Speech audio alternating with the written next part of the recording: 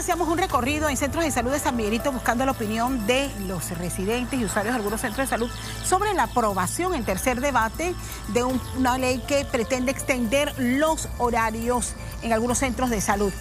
Ya se aplica la extensión de horarios en varios centros de salud, pero ahora con la normativa hay que definir cómo se escogen, si va a variar, si va a ser por temporadas en una región de salud, si va a ser desde hasta las 7 en uno, hasta las 8 en otro, o hasta las 11. O sea, ¿de qué depende esa programación justamente para poder ampliar y despejar todas las inquietudes que ustedes tengan? El Ministerio de Salud nos ha designado esta mañana para despejar esas duditas al doctor Carlos Tam y a la doctora María Joanú. ¿Lo pronuncié bien?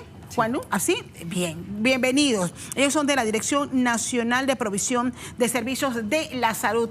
Gracias por estar con nosotros y compartir estos minutos para orientar a quienes han recibido con mucha satisfacción el hecho de que se pueda ampliar los horarios en algunos centros de salud, aquí sobre todo en la ciudad de Panamá. Pero esto es a nivel nacional, doctora. Bueno, de antemano, muchas gracias por la invitación. Bienvenida. Pues, como bien mencionó, estamos aquí en representación del Ministerio de Salud, específicamente la Dirección de Provisión de Servicios de Salud, quien en conjunto con la Dirección Nacional de Recursos Humanos, pues son los que estamos llevando esta iniciativa. Tal como usted acaba de mencionar, bien, sí, esta iniciativa es a nivel nacional. Y es importante mencionar que incluso antes de la iniciativa de crear una ley, esto es un proyecto que ya estaba en marcha.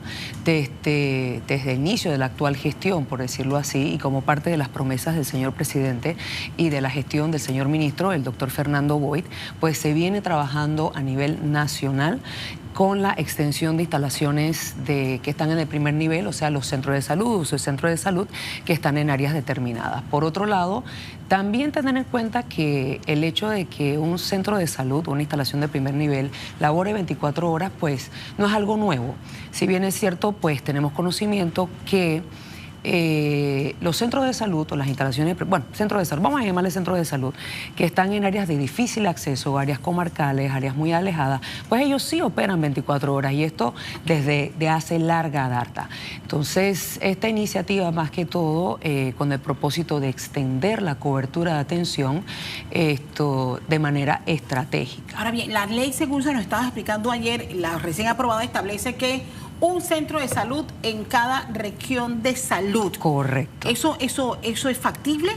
Bueno, ¿O se necesitaría más de uno dependiendo del tamaño de la región de salud? Bueno, San Miguelito, por ejemplo, que es tan grande. Para serle honesta, eso es algo que ya se da en la mayoría de las regiones de salud.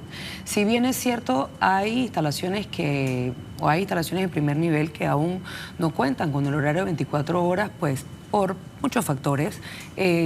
Como bien mencionaba el señor ministro también en sus declaraciones, pues tenemos que tomar en cuenta el tema económico, el tema de la planificación, el tema también de la demanda, qué tan factible y qué tan conveniente es tener una instalación 24 horas.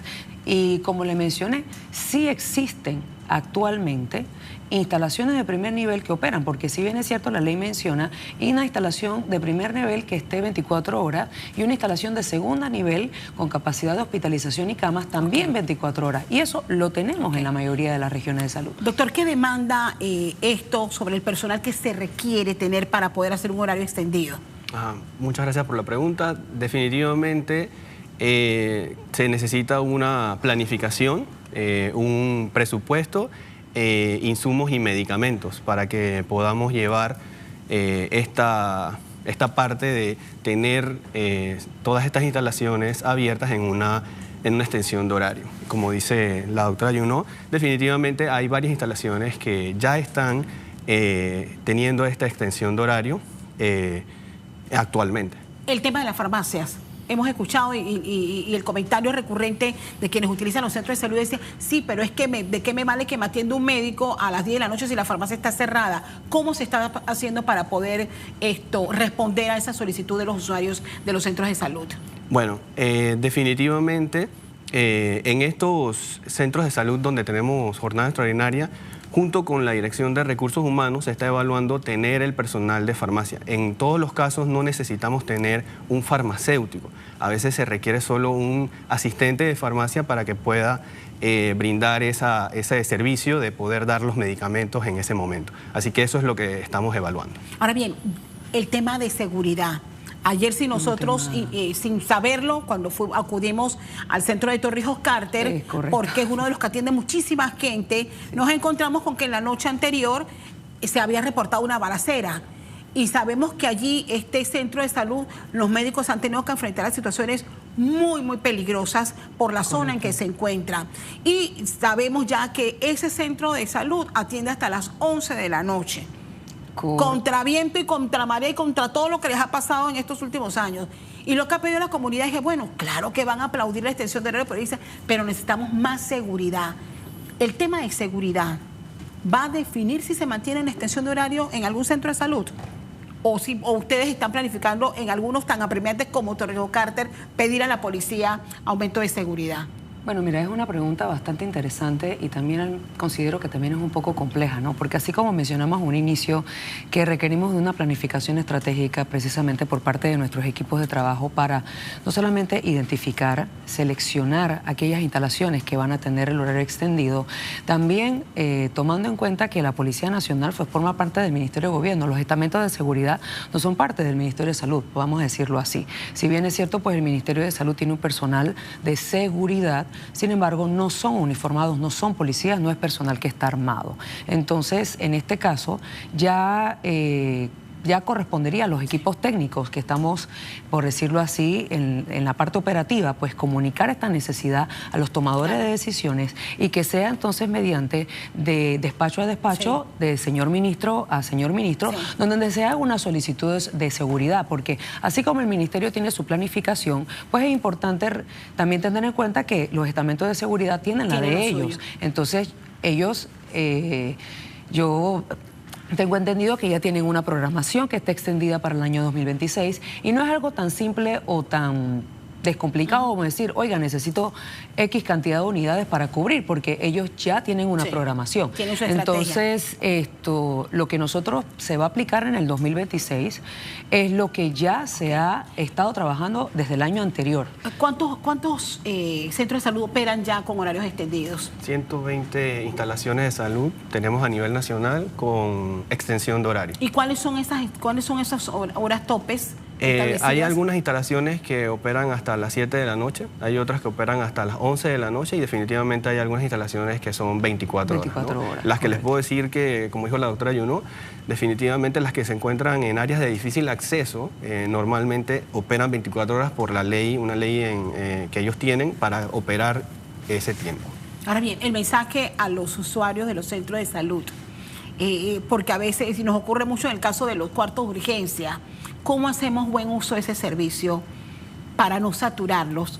Sobre todo porque evidentemente en horarios extraordinarios no vamos a tener la cantidad de personal médico y administrativo que tenemos en el horario regular, por razones lógicas. Bueno, es importante mencionar, ahora que usted menciona eso, Castalia, que la extensión de horario pues incluye todo, no solamente personal de salud, sino todo el personal de salud y el personal asistencial necesario para cubrir la jornada, porque definitivamente pues una jornada de atención no solamente la cubre, vamos a decirlo, el médico y la enfermera, sino que necesita pues el personal administrativo.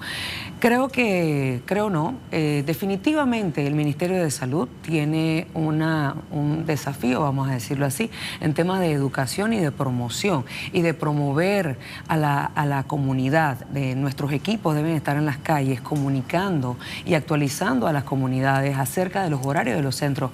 Por otro lado, me gustaría que el doctor Tan pues también compartiera acerca de, no sé si conocen el aplicativo que ya tiene el MINSA, el MINSA PDP, en donde se puede acceder y ahí se pueden confirmar los horarios de las instalaciones, las carteras de servicio. Y esto es también una solución o una alternativa a las generaciones pues un poco más tecnológicas, por decirlo así. ¿Cómo funciona? Sí, bueno, en Google Play Store está, igual que en la iOS de Mac. Tenemos una aplicación que se llama MinSalud PDP. Es una aplicación que se lanzó el año pasado en octubre. En ella cuenta con la información de todos los centros de salud, con su horario.